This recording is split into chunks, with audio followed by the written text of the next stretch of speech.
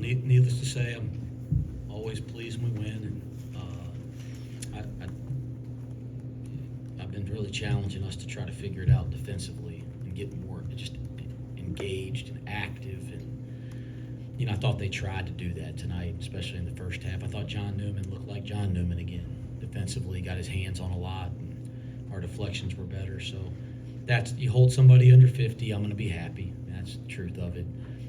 I thought we had a chance to keep them at 45, and they scored 5 on the last 2 possessions. I wasn't happy about that. I got on Odie a little bit because I thought he gave up the 3 in the corner because he kind of froze in help, and then he gave up the split and the ball screen. They laid in. So I told him, I said, shoot, I'm pissed about the last 5 because I thought we had a chance to hold a team to 45. But hold a team under 50. Our defense got more active for the first time in a long time. That's the stuff I'm pleased with. Breakdowns are more than there, and there's a lot of stuff we got to improve. I think I said this on the radio a minute ago. Everybody should know this. Those guys in that locker room, we've taken some of these last couple losses really hard. I mean, hard. Harder than I've had teams, and longer than I've had teams take losses, and we're not okay with them. So we've really tried to address some things and work on some things. And at the same time, I've seen our guys lose a little bit of their confidence. I think everybody can see that. Like they're questioning, a little bit, which is part of the growing process. So I don't like the 18 turnovers at all. And give Joe Gallo's done a terrific job at Merrimack, guys. He's been there 8 years. He's built an identity. He's built a big-time program. They won their league a year ago. They couldn't go to the NCAA tournament because they hadn't had enough years in Division I. The team that they beat goes Fairleigh Dickinson and then beats Purdue in the NCAA tournament. I mean, that's how good Merrimack is, and they've been that way year after year. So he's done a hell of a job, and that's the type of zone other coaches study. Like sometimes coaches do things and everybody else wants to try to figure out how. Joe's got a zone that we're all trying to learn, watching it because it's unique, it's effective, and they're like top 10 in the nation in turnover percentage in a zone. So I knew we'd turn the ball over a little bit tonight. They turn everybody over. It's what they're good at doing. 18 turnovers is more than we should turn the ball over against them. So I'm not pleased with that, but we got to get our swagger back a little bit. So tonight it was just about trying to play the next play and letting our guys make some mistakes and find their confidence. I'm glad we finally made a couple 3-point shots. I thought we took good shots and made a couple. But all in all, am I pleased with how we're playing? I'm not. But I'm glad we got our defense more active. I was pleased that we held a team under 50, and I thought we got to kind of get that confidence back playing, and I think we will. Is there a way to fix the confidence situation with this team? Because it's evident that they're not carrying themselves similar to how they did 2 weeks ago, or is it just a matter of you got to get out there and play better, and it comes with the territory? If I had the magic wand, I'd never have a team that had any confidence problems. I think over 13 years as a head coach, I'd say that our teams have been really confident and played free and loose. I think guys that have played for us would say that. But, again, they've taken the losses hard. We've tried to address some necessary learning and teaching from some of the reasons that, we're not overcoming some of these losses. Like there's issues out there that, we're not trying to shot selection and, all those kind of things that, anybody can watch the TV and go, they shouldn't be doing that. So we're not stupid. So you address them. But then kids are trying to figure it out. These kids care a lot. They're trying. They're listening. And now you can kind of see them a little bit the last couple of weeks because they want it so bad. You can see them. And it's just part of the process. And it's just part of the growth process. You guys got to remember they're still kids. Like they're still young people, and they're trying to be great. And this group wants it badly. And so now we got to kind of work through it a little bit. And I thought there was some good moments tonight. I did. I thought Seamoss the last couple games is finding his rhythm back on offense a little bit. It's good to get Jameel just knocking the rust off. Like he's rusty, and you can see it. Like I don't know what he said before I walked in here, but I doubt he doesn't think he played well. But everybody can see the talent. I mean, Day-Day's kind of getting back to himself. I thought Day-Day guarded again tonight for the first time. Like, he was better on the ball defensively. He had that one late, he lets a guy get by him and fouls. But outside of that, I thought he was pretty good. Vic, 8 for 14. I thought he made some nice decisions tonight. You saw some things starting to come back. Jizzle's finding his way. So, yeah, it's going to be a process. But in college basketball, it's going to do this a little bit. The good teams do this, but they go like this as they're going up and down. The normal teams do this, but they kind of just keep doing it all year. And the bad teams do this, and they go the other way. So it's going to be up and down a little bit. You just want to keep that line on that bar graph, right, going that way while it goes up and down. And if this team keeps doing that, it's going to be okay. Is there an update on Aziz and CJ? And in a way, you don't want Aziz hurt, but it was good to get Reynolds the minutes, and he gives you a lot of boards there. Yeah, you guys look down. It's 11 rebounds, and I don't think he played well, and he doesn't think he played well. And I don't think anybody that watched doesn't see the talent, right? The explosiveness, the hands, the feet, and so he's going to be just fine. That was cool. But now we want Aziz and CJ back out there. I think we're a better team with those guys. I think everybody knows that. The analytics say that. My eyes say that. The players think that. And Aziz, in the first 2 minutes of the Dayton game, he was free under the basket. We threw him a lob, and somebody cracked down and hit him really hard. They did not call a foul, so I don't think everybody understands it. It was a foul, but he jacked his back up bad. And any of you guys that ever had a back issue, I've had a couple. He's in pain. It hurts to stand up, sit down, all that. We did X-rays. There's no structural issues or anything like that. It's just muscular, but he's in pain. He'll be back.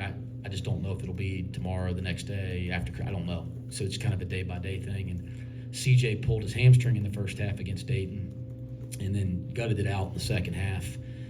It definitely wasn't 100%. And I think with his history, he tore a hamstring, I think he completely tore his hamstring at Kentucky his first year and missed the entire season. So with the history of that, our trainer, Bob Mangine, feels really strongly that we got to be cautious. CJ would tell you he could have played tonight. Bob felt like it was the right thing to do. And if there's anything that I'll tell you is that I listen to Bob Mangine and I trust Bob Mangine. So he's got all of our best interest and certainly the players' best interest. So that's why those two didn't play. And it's a day-by-day thing. And they'll be back. I hope they'll be back by Friday.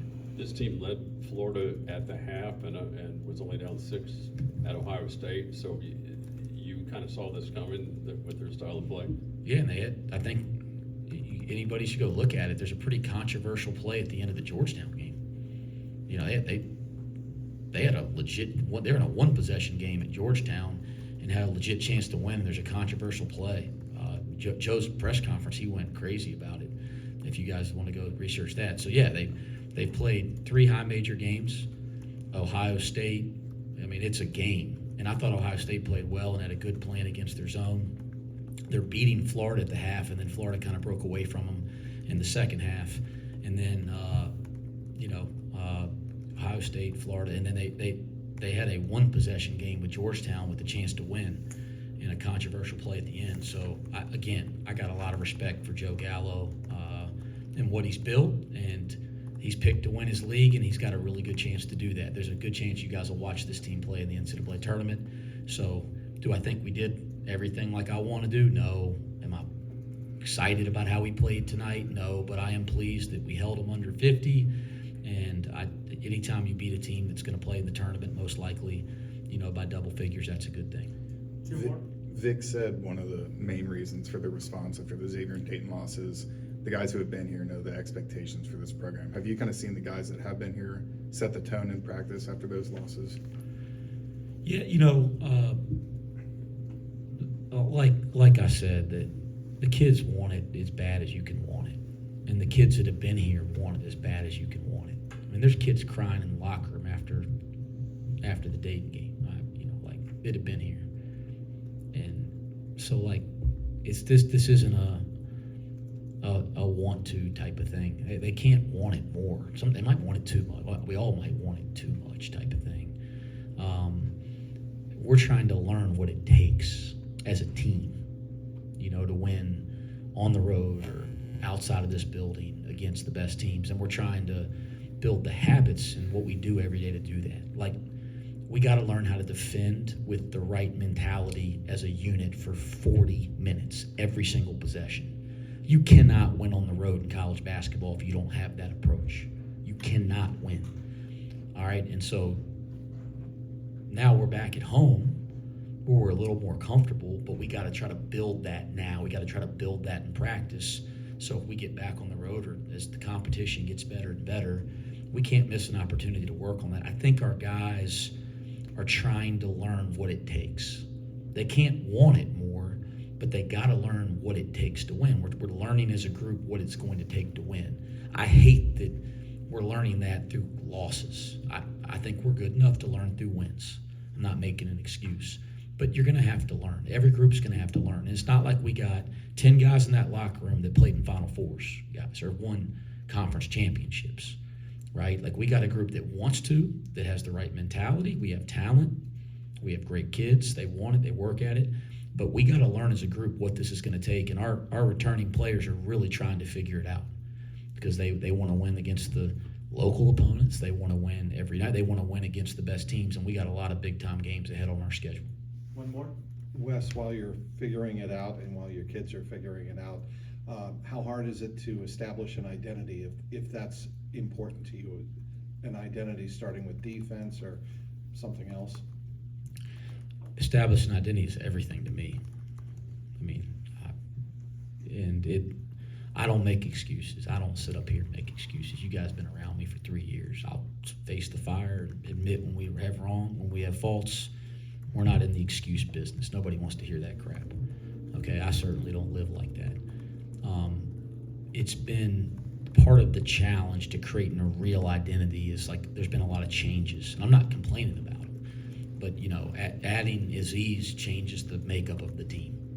Everybody, and that's a good problem. Okay, I'm not complaining about it, but it changes the makeup of the team. He's a unique player. There's nobody else on our team that plays defensively and offensively like Aziz. So we got to figure out, and he's a major impact player. So we got to figure out, we didn't have him for however many competitions, I don't know, 6 or something like that. Now we got to adjust, get him involved because we're going to be better with him and then that affects other guys. And so you're adjusting that identity or that plan. And then you add Jamil Reynolds. And he's a major impact player and he's unique. So it's not like, you've been doing all this stuff that worked for Vic, and they're different players. So trying to kind of find this team's identity, whether it's strategically, whether it's like in competition when the chips are down, like it's a process, and it's very important to me. But you don't snap your fingers and it happens overnight.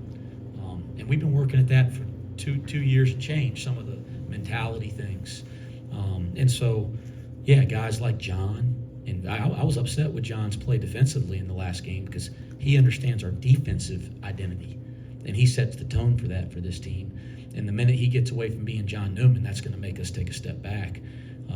Tonight I thought John Newman was John Newman again. I don't care about his line. I mean, John Newman was John Newman on D. And so there are some things that have been established, work ethic and approach every day and a defensive mentality, but this team's still learning how to do that, and we've had a lot of changes, and I'm not making an excuse, but that does create some different challenges than a normal year.